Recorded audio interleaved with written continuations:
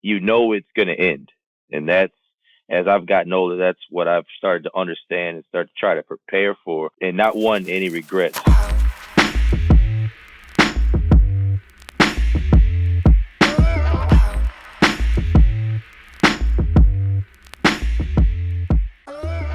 What's up, everybody? Welcome back to the Posted Up with Chris Haynes podcast. I have a special guest. This man right here, you may know him as Iron Man, one of the best defensive guards, we've had in this league in the past decade. Probably doesn't get a lot of recognition on that end. I had the pleasure of covering this guy my first year covering the NBA when he played for the Portland Trailblazers, but he's Bucks guard, Wesley Matthews. Wes, man, unusual circumstances, doing this interview the way this is. But how are you doing first and foremost, and how's the family? Man, first, appreciate you letting me be on this podcast. This is awesome. We both come a long way from that first year you were at Portland. So it's just cool to be at this platform. But everybody's cool. Family's safe. Family's healthy. Extremely blessed for that. A lot of people aren't in that same situation, and it's tough. It's tough battling something that's so unknown and something that's hitting so fast. But I think as long as we continue to trust and believe and try to be decent humans for not only ourselves but for everybody else, then we'll come out of this. And you talked about this being times that none of us are really familiar with. Just like, how are you? It's not the most important thing to talk about, but I have to since you're on here. But how have you adjusted? As a player, I know you're in the gym every day, man. You're one of the most fiercest grinders we have in this league. How has it been for you? How is your day-to-day operation? Since this quarantine has been in effect. Truth be, I'm really lucky. I'm really lucky because I built my house in Madison, and the first thing I did was I built the gym. So my first 5 years, those years when I was in Portland, I would come home and I had my gym, I had my house. So when all of this took place, it was kind of like, yeah, I got a perfect spot for this. And so I get my workouts in the morning, sometimes in the evening, but just trying to keep your mental right and stay ready for when that day comes. I had Quinn Cook on last week, and he hasn't had the career earnings that you've had. So he has a little small condo. He doesn't even have a basketball in his apartment, and so he says he's running laps in his. Run the stairs, something. I mean, you're gonna find a way. You're gonna find a way. But he doesn't. He can't even shoot. He can't even shoot. Yeah, shoot hoops right now. It's crazy. It's tough. I just I hope that basketball is such a small part of it, but sports is. But hope somehow we just come out of this on the right side, and it starts to plateau, and we start to get more information about it, and we can combat it, and everybody come together. Where were you at, Wes, when the situation was going down in Utah, when they were getting ready to pull that game?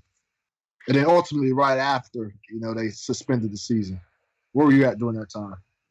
We were in Milwaukee because we had just come off of a road trip. I think we had just lost to Denver on a back-to-back, and then we had Boston the next day. That's right. Right. Okay, so you had, and I believe before your Denver game, you had the Lakers before that? That was our West Coast. We had the Lakers, Phoenix, Denver. Then Denver. Lakers, Phoenix, then Denver. Got you. Was there any concern on your part or the team's part? You guys played Denver. They had one player, and the Lakers had a few themselves. Was there any concern from? Well, we didn't find any of that out till afterwards. That's right. So that's right. So yeah. But then that's the crazy part is to find out that Boston got hit by it too. Yeah. Yeah, So luckily we you were didn't get. literally right in between every. Yeah. What do you think about like just how the world is just? We never seen anything where the world has just stopped. No, no, this is unprecedented, and I think it's going to take more than just the government and the president. It's going to take really us as humans, like understanding that this virus, it don't care about race, it don't care about age, it don't care about any of that. And the only way to protect ourselves is to protect each other, and that's really the only way to combat this, and rely on each other because nobody knows anything. Yeah. What are you doing aside from hoops and working out? What are you doing to occupy your time throughout the day? Man, a lot of Madden. A lot of old games. Netflix heavy. Oh man, have you watched You on Netflix? No, I haven't. I haven't. Check that out, Wes. Check that out. Ozark season 3 just came out. I haven't seen season 1, man. What? Yeah, I'm behind, man. I'm behind. Oh, I'm good though. you gonna be the great. So you got all the time in the world now. Hey, I've turned. I don't know if you've seen it, but I started rapping, man. I made me a couple rap songs, man. Stop playing. Oh, you ain't heard it? Oh, I released it on Twitter about 5 days ago. Wes, I ain't got nothing to do, man. Hey, send me that. Text that to me. Oh, hell no. I'm gonna text it to you, man. I'm gonna text it to you. Oh, Hey, but hell so no. I want to ask you about your career, your progression, real quick, Wes. Like I remember, like I said, we mentioned earlier, man. My first year covering the league was actually your second year in the league. That was your first year in Portland. You did your stint in Utah.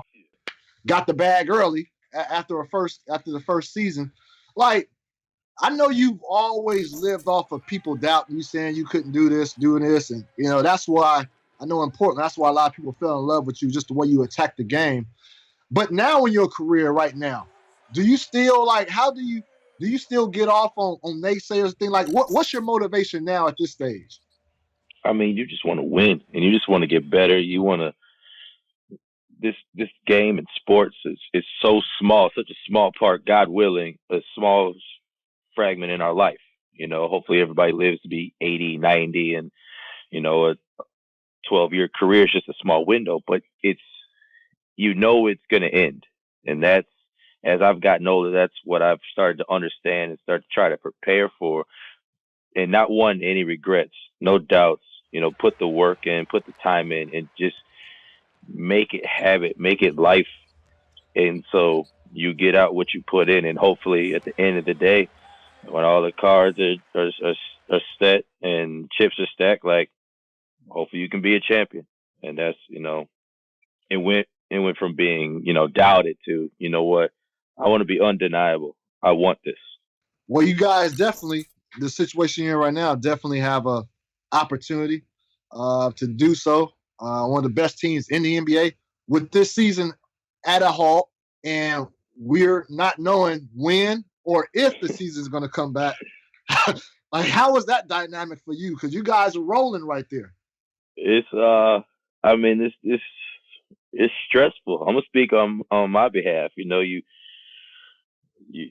work hard, and you put yourself in a situation to be, in a great spot for the postseason. And so much of the regular season is preparing for the postseason.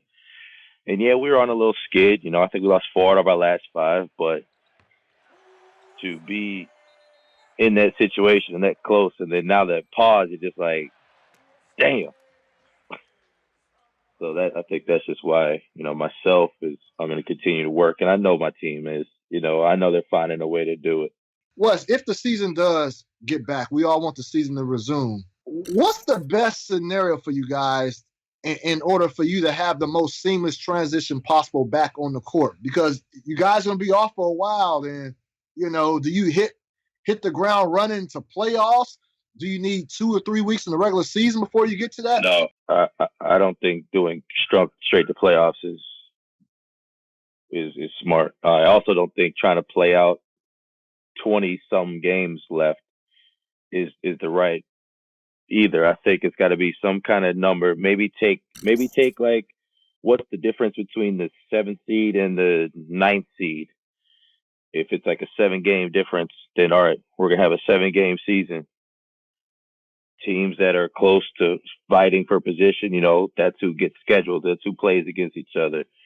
You got to try within 7 games, give people the opportunity to move up, move down. But all this is also kind of like a meaningful preseason, So it's like you want to win these games, you need to win these games, and they mean something. They count towards your record, but you know that it's tuning you up for the playoffs. No doubt. I mean, and essentially that's kind of a playoff, not for the Bucks, because you guys are already up there. So if you did play those last, say, 7 games of the regular season, for the team that's at the bottom, Memphis, it's like they're stepping right in to a playoff atmosphere, right from the beginning. But I guess, like you said, I guess that's the price you pay for being one of the teams at the bottom, I guess. I mean, it's tougher, yeah. It's definitely tougher, but you also get a chance to distance yourself. Yeah. Because you're going to have to play those games anyway. That's true. Wes, this is like home for you being in Milwaukee. What has that been like for you? Amazing. It really has. It's been amazing. I wouldn't have appreciated this in my younger years. When we first met in Portland, I wouldn't have appreciated being home. I wouldn't have appreciated like that. The family and friends and the support from the fans, it's unbelievable. And probably, Wes, you as a younger guy, I don't know, you as a younger guy, you got all these requests. You probably, if you were in Milwaukee early on in your career, you probably, I don't know, I'm just speaking, but I know myself, maybe I would have a harder time dealing with being at home and the distractions of, hanging around people that I grew up with, all these requests. But I guess as an older player, you might be able to handle that better now. Right, because everybody grown now. Yeah, no, for sure. But yeah, absolutely. Because that pressure of feeling like it's still college, and not that you didn't want your people to grow. Like, oh, my friends, everybody I surround myself with, they've got theirs, and I think that I'm lucky in that way. But there's always distractions being at home, especially when you're young. I've been there my whole life, so who knows? This is the worst case scenario. What if the season is not able to resume? What should happen? Michael Thompson, the Lakers play-by-play. He said, he's the Lakers color commentator. He said if the season were to end now and the season didn't resume, the Lakers should be awarded to be the NBA champs. What is your take on what? What? Where did they do that at? What do you think should happen if that scenario played out? Definitely not that. I don't know what would happen, but definitely not that one. No disrespect. Baseball, when they had their lockout year, there was no winners. So it seems like you more aligned with. Yeah, it seems like you more aligned with that. Yeah, running back. My last couple things, Wes. Milwaukee is such a.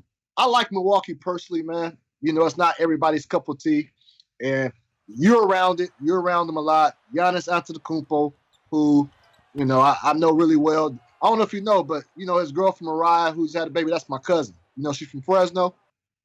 Oh, okay. All right. So that's my little cousin, little freak they just had.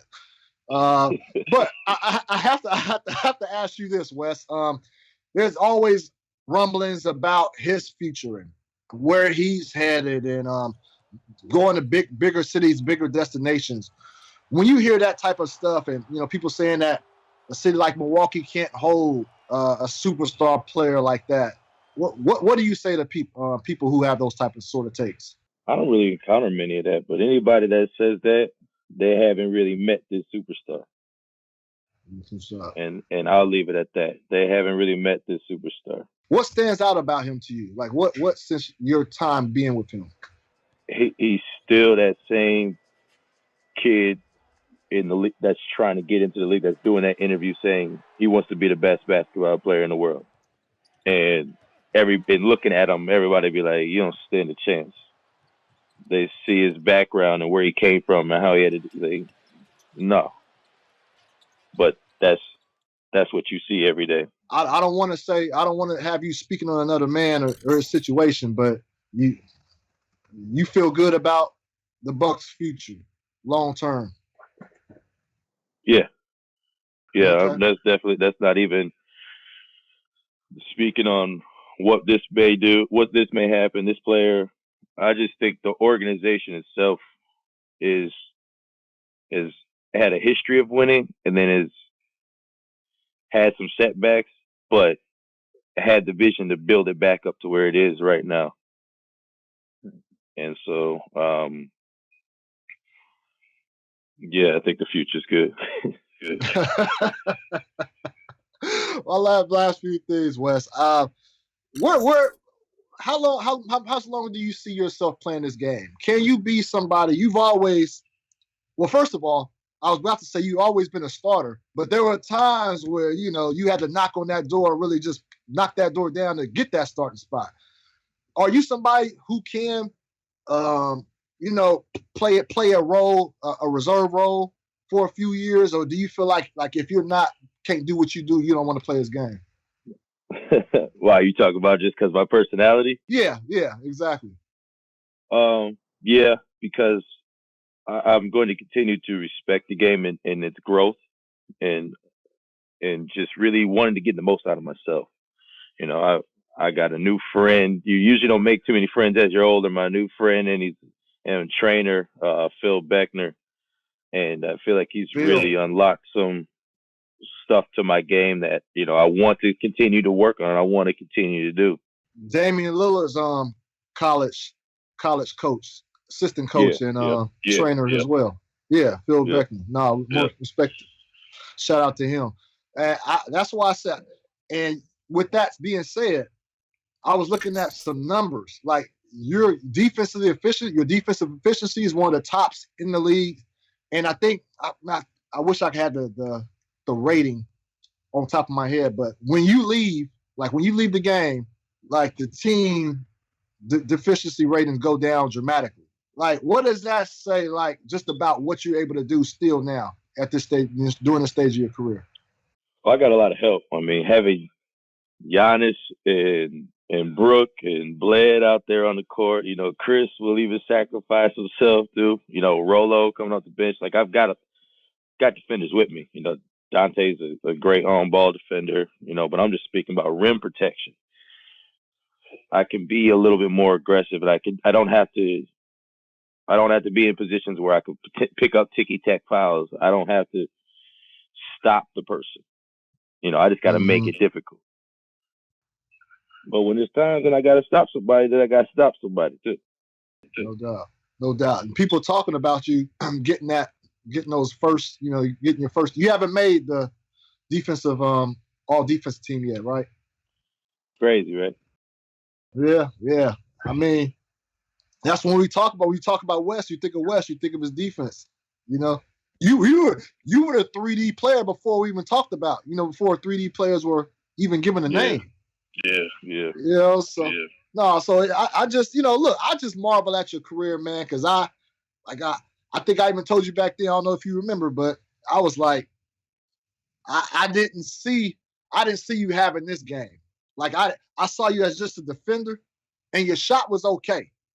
But it wasn't to the point where I thought, like, he'll be a knockdown shooter. Then next thing you know, you go on, took the starting spot, in Portland, went on Dallas, got a major deal in Dallas, man, and did your thing. And now you're in a situation all this time where you're arguably on the best team in the NBA, man. And, you have a lot to do with that, man. So I'm just saying, I'm proud of you, man. You know, I've always appreciated you because you always kept it real.